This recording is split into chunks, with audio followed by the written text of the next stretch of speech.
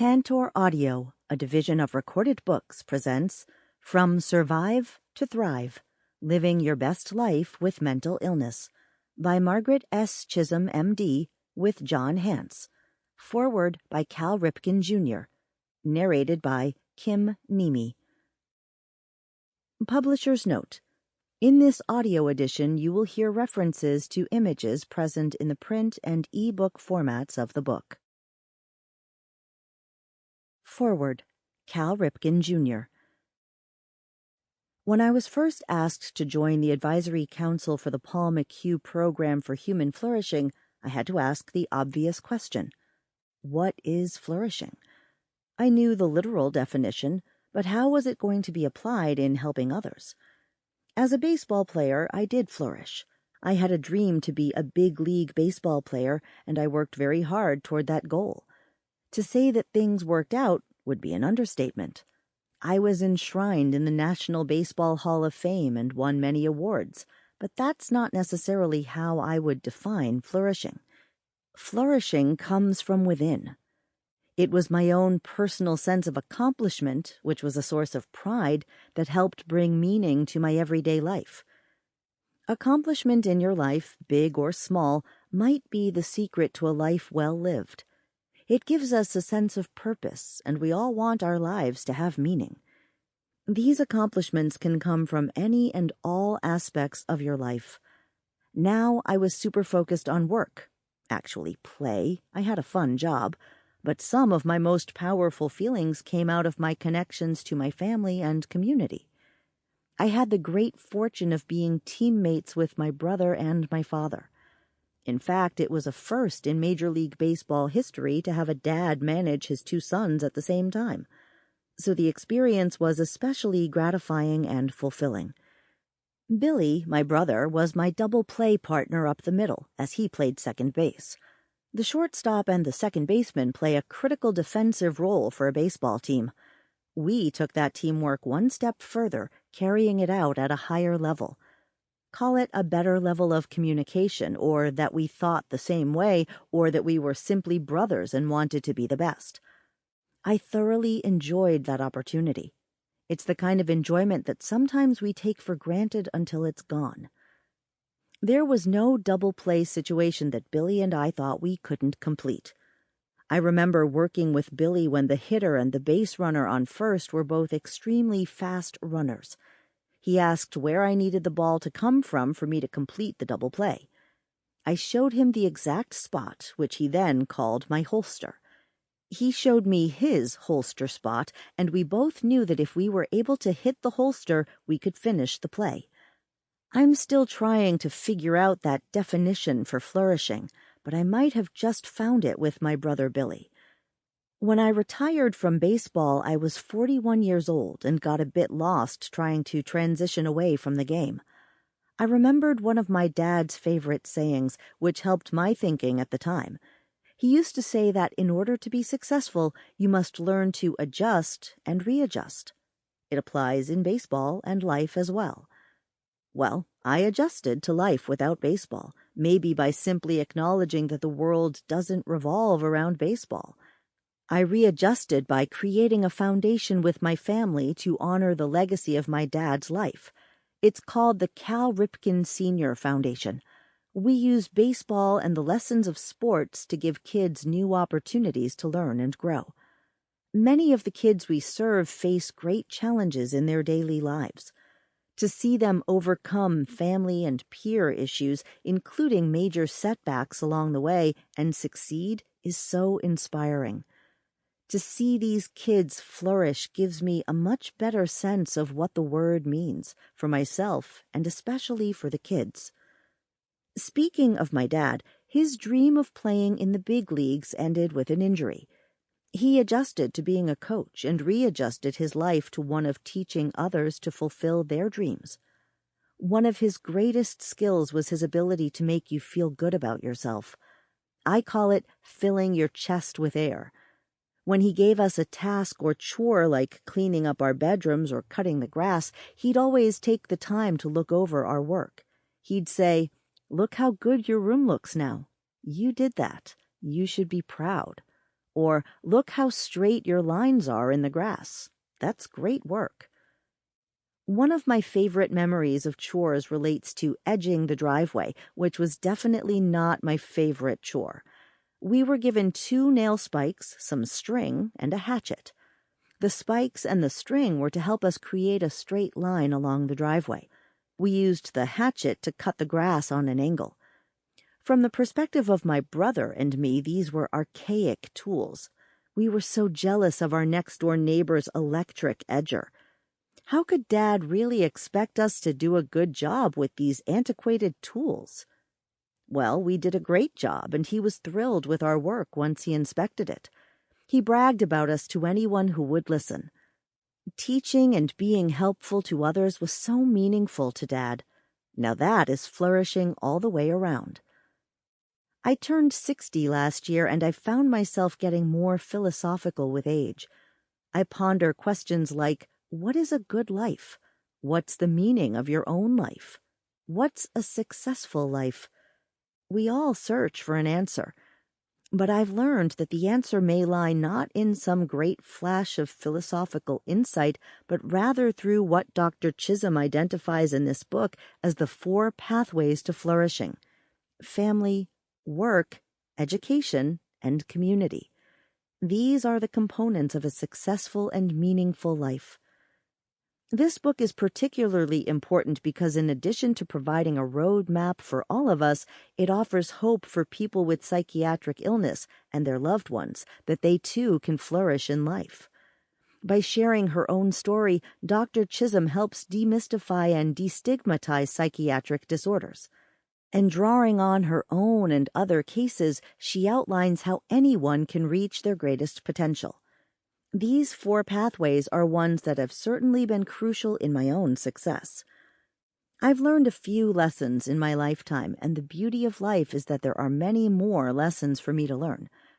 I'll be looking for those opportunities to flourish and to enjoy the feeling that comes from the inside out. Introduction: Rise and Shine. How this book can help you thrive. If you are seeing a health professional for a diagnosed mental illness, including addiction, this book is for you. If you've visited a therapist to talk about the stresses of your job or issues with your family, this book is for you. If your parent, child, or partner is battling mental health issues and you'd like to help your loved one lead a fuller, more satisfying life, this book is for you too. And if your life is firing on all cylinders, if you are finding fulfillment at both home and work, and you wake up each morning feeling cheerful and eager and whistle your way down the boulevard of life, well then, this book is not for you. Because if you are that individual, you are one of a kind. The only person in the world who already has what we all want. And since that sounds like a perfect existence, we know it's probably not a realistic goal. Most of us are works in progress, all trying to get ever closer to that ideal, to get to a point where, to use the parlance of mental health professionals like myself, we are flourishing.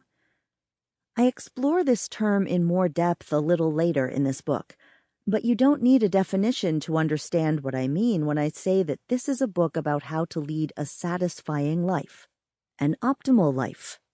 It is a book designed to help you take the steps needed to get to a place where you are happier, more productive, more at peace, and to take these steps no matter what conditions you may have or where you are in your life at present or how you may feel at this moment.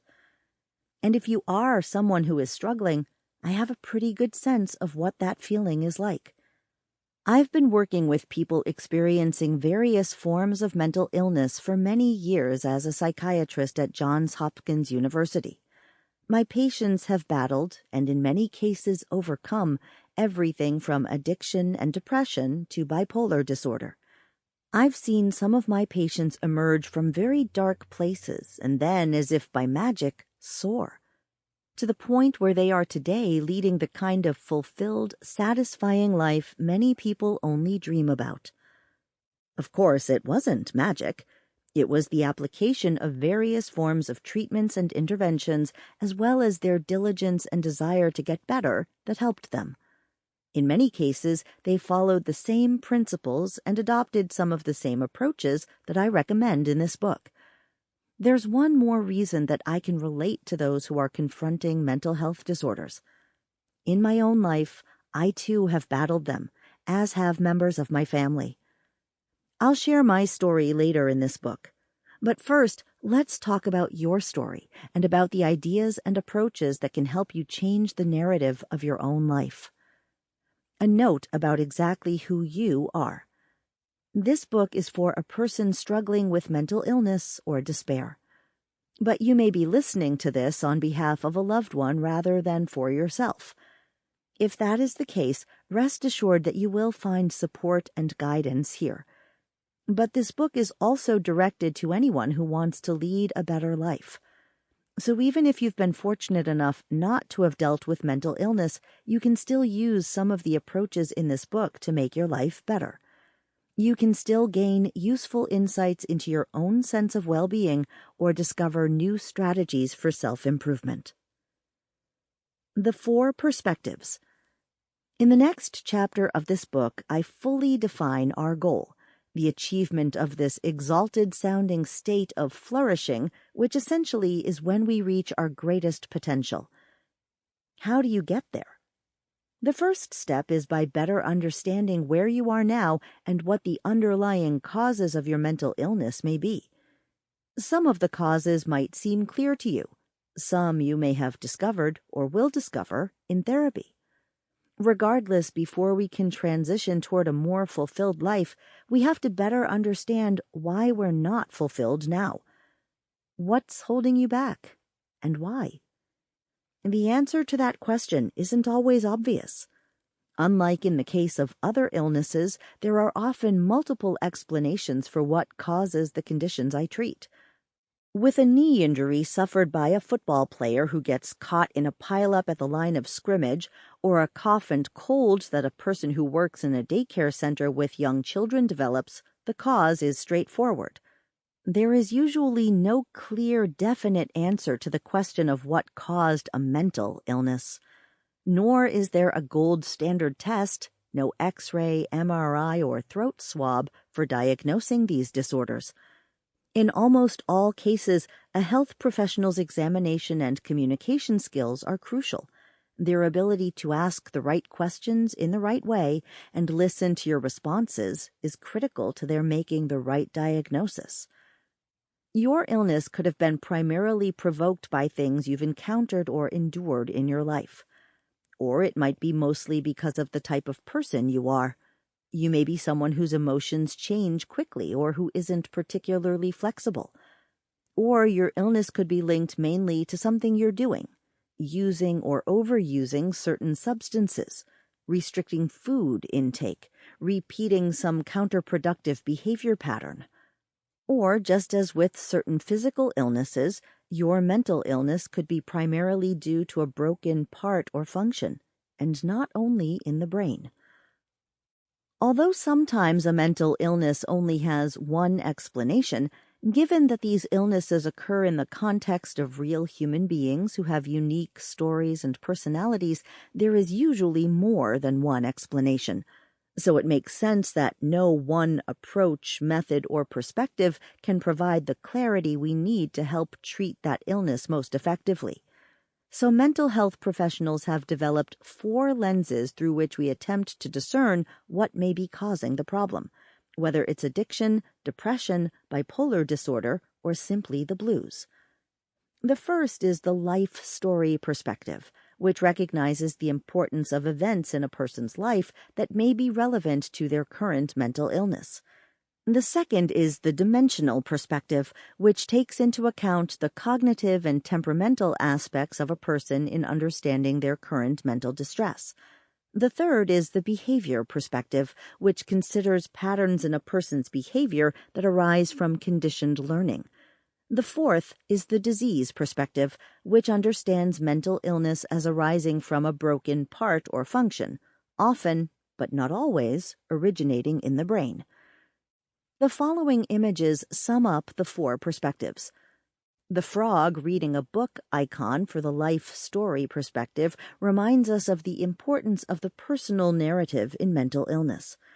The folded piece of paper for the dimensional perspective represents the way various personality dimensions can, if extreme, lead to mental distress. The rat in the cage for the behavior perspective suggests how a person can find themselves stuck in certain behavior patterns. The bear with the broken arm for the disease perspective reflects the idea of the broken part or function inherent to this perspective.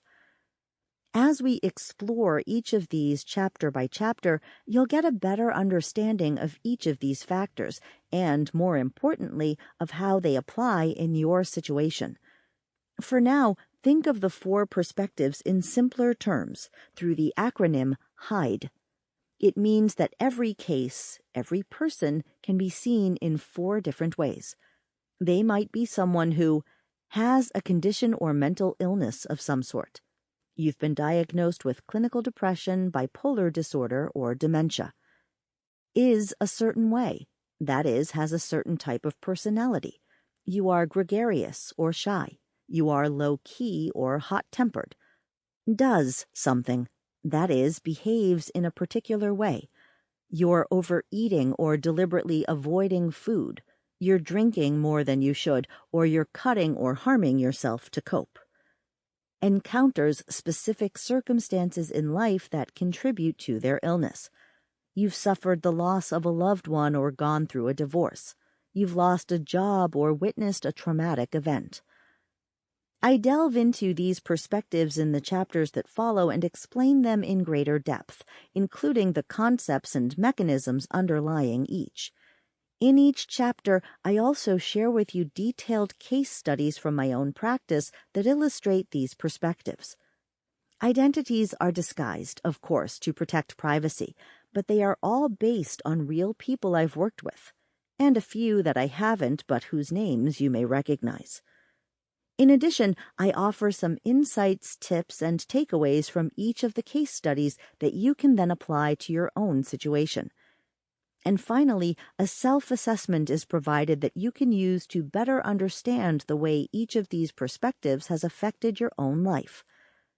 One last point about the HIDE acronym. It reminds us that mental disorders are often publicly hidden in addition to being complex and elusive in their presentation. Roadmap for Flourishing: The 4 Pathways. The 4 perspectives can help us understand what's holding us back, which in turn can often enable us to move forward. After exploring the 4 perspectives, we'll consider 4 other variables in the flourishing equation. Just as there are distinct lenses through which a person's mental status can be viewed for the purpose of individualized diagnosis and treatment, there are, coincidentally, 4 particular categories of life experience that we can identify as pathways toward achieving a richer, more meaningful existence. Family, work, education, community. Think of these as building blocks to a successful life. And when they're not fully constructed or when they've been damaged by our behaviors or other factors in our past, they keep us from moving forward. I see this frequently with my patients who are battling addiction. They're not working up to their potential. They don't have real friends outside of the people they use with. They aren't connected to any kind of stable community. They're aimlessly trying to fumble through a bad situation one day at a time. Even if you're not battling an addiction, you may feel the same way, as if you've taken a wrong exit off the road that was your life and now you're lost. In these kinds of situations, you need to get back on the right road, the one leading toward a better life. Getting a reliable map so that they can get back on that route is what I help my patients with, and I can help you as well. I'm sure the importance of these aspects of life has been stressed to you in the past, maybe to a point where the insistence on their significance has come to seem like a cliché to you. But before you roll your eyes or dismiss them out of hand because of negative experiences with your parents, a boss, a teacher, or a priest or minister, understand that I take a broader view of each of these concepts. For instance, family might not just mean your family of origin, but the family of lifelong friends you create for yourself. These pathways, which may seem blocked or inaccessible to you now, can be navigated in a slightly different way than before to get you where you want to be. The chapters of this book that focus on these pathways aim to put you back in the driver's seat of your life and provide you with a roadmap to follow. To give you a better sense of the process, let's consider just one of the pathways here, briefly. Work. Allow me to extend the driving metaphor here a bit. One way of looking at the process of flourishing is as a road, with the destination being satisfaction, happiness, and financial security. Certainly, there are people who extol the virtues of shedding material things in life or living with nothing. The reality is, however, that most of us need to work to put a roof over our heads and bread on the table. Beyond the monetary rewards, work can help you thrive and flourish because it can offer a sense of meaning and purpose to your life. Study after study has shown that work is good for your health. This is one reason older folks are often urged not to retire completely. Research has shown that those who retire at relatively early ages have greater health problems than their peers who continue in some form of employment. Those who work accrue other benefits. Let's consider again the example of those battling drug addiction. For those with substance abuse disorders, if they are willing and able to work, a job gives them a reason to get up in the morning. In and of itself, a job provides structure in a life that, up to this point, has likely been based around buying and using drugs. People who are trying to overcome their problematic use of substances and who are employed interact and form relationships with people whose lives do not revolve around drug use, their coworkers. A job gives them a purpose, an accountability, regardless of how inherently rewarding or challenging the job is. When you have a job, somebody's expecting you to show up. Someone has charged you with a responsibility. That can itself lead to a subtle but powerful shift in one's mindset. Ask any military recruiter about the power of that connectedness. The reason an 18-year-old joins the Marines, for example, is not likely just because they offer free housing or a good retirement package. It's also probably because they want to feel part of something bigger than themselves. Granted, not all jobs offer the prestige of being a Marine, but someone is still depending on you to do something, even if it's pushing a broom or working in a fast food restaurant, and thus you are connected to something bigger. Getting back to the disease of addiction, the research is instructive. There are studies going on at Johns Hopkins about how to deter this destructive force. One of them strikes me as quite promising. The idea is that as opposed to paying people not to use drugs, an effective but not very popular way of fighting addiction, we instead look at the effect of allowing people to work and earn pay so long as they are not using. In this scenario, a person recovering from addiction must give a urine sample before they are given the opportunity to earn their pay. They show up at the workplace and get tested on the spot. If no drug use is detected, they're allowed to work. The results of this approach so far are encouraging. What those results tell me is that as much as we may grouse about our jobs on a day-to-day basis, people want to work. Perhaps we instinctively realize that doing some kind of regular activity gives our lives cohesion and structure as well as purpose. You need not work 40 hours a week in a factory or an office or even bring home a paycheck to get the benefits of employment. There are some people who, for various reasons, can't work a conventional job. But in the digital age, and especially in the wake of the 2020 coronavirus epidemic and the workplace changes that resulted from the quarantine, it's more possible than ever to participate in some kind of paid or unpaid job, an endeavor that assigns you responsibilities, that sets expectations for your behavior, and that yields appreciation in one form or another for your efforts. This pathway can be pursued through volunteer work, which is what some of my patients battling depression have done, with excellent results. There are organizations that need your help, no matter how unhelpful you may presently feel. Remember, there's always somebody worse off than you, and that somebody, or a group or charity that represents them, would welcome your assistance. I'm thinking about a patient of mine, Jessica, who had agoraphobia, a type of anxiety disorder that makes you fear places you believe could cause you to panic and make you feel trapped or helpless. Very often, the person with this disorder is afraid to leave their home. Jessica, who was terribly afraid of crowds, rarely ventured out of her house. Because animals have been shown to help reduce the feelings of panic and anxiety associated with agoraphobia, she was encouraged to get a dog. She fell in love with her faithful golden lab, Brandy.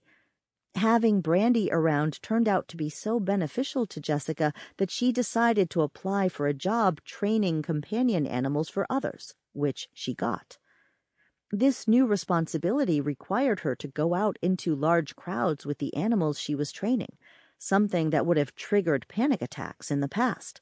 But with a dog by her side, she was able to do it. Jessica continues in her job training service animals, and she has since begun to re-engage with the wider world. She's a much happier and more confident young lady. I think you could say she is thriving, and work was one of the pathways that enabled her to achieve that goal. What to expect from this book? Perhaps you are asking yourself whether it really is possible to flourish and lead a fulfilling life with a mental illness. The answer is a resounding yes, and this book will tell you how. What I've written is based on years of experience with rigorous attention to evidence-based research and treatment outcomes, both at Johns Hopkins and before that in private practice. I share what I have learned and describe my experiences in the spirit of optimism and in the sincere belief that those suffering from psychiatric conditions do indeed have the potential to lead healthier and more fulfilling lives. My experience with my patients over the years has shown me that people with mental health challenges are capable of making vast improvements and can go on to build or resume lives that are happy and fulfilling in every sense. But my experience with my patients also compels me to offer an important caveat here. Unlike a book that shows you how to grow a vegetable garden or develop a muscular core, this book is not and cannot be a one-size-fits-all approach. Some people with psychiatric illnesses can, with the help of intensive therapy and the right medications, feel better and pick up their lives where they left off. For example, if you start using substances as an adolescent, any addiction that develops can certainly interrupt your life's trajectory and worse, but in part because you're still young, you can, with proper treatment, usually bounce back and lead a full life. But other forms of mental illness, psychosis, schizophrenia, or bipolar disorder, are often diagnosed in adulthood, when many of the structures of your life are fully established. When your mental health goes awry, those structures, family, friends, career, may be damaged to such an extent that it would be hard to regain the trajectory you once were on. For that reason, I don't want to say, listen to this book and you can get back to the person you once were. The person you used to be might not be the person you now wish to be. Further, the reality is that a mental illness may be severe enough that it will permanently alter the arc of your life. Even then, however, it's a matter of forging new pathways, building new community structures or family relationships, or, as we just discussed, finding new forms of work. My approach to flourishing, helping a person understand the 4 perspectives and then helping them set out to navigate the 4 pathways, is not meant to be the same for everyone. The variables in your Hyde profile will be different than someone else's, as will be the way you navigate those pathways. Variables in the treatment you are currently receiving will also play a role in how this book works for you. For example, perhaps you are seeing a therapist regularly at the time you're listening to this book. You might also be taking antidepressant medication. Or it could be that you're not seeing a therapist regularly, but you are getting a script reapproved for your meds once a year. Regardless of where you are. Sample complete. Ready to continue?